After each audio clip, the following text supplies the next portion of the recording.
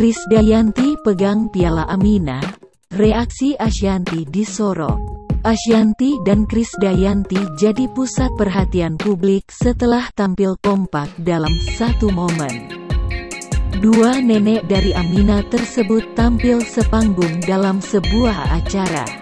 Ashanty membagikan potret kompaknya bareng Krisdayanti di media sosial miliknya. Sontak, momen yang jarang terjadi itu langsung jadi sorotan netizen.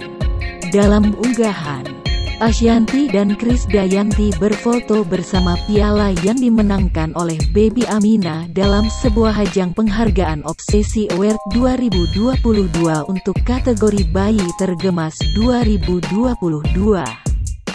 Dua nenek cantik ini begitu berbahagia atas piala pertama yang dimenangkan oleh Baby Aminah yang usianya belum genap setahun. Ashanty menjelaskan jika dirinya dan Krisdayanti begitu bangga dengan sang cucu karena memenangkan sebuah penganugerahan. Istri Anang Hermansyah ini juga berharap semoga Baby Aminah sukses di masa depan.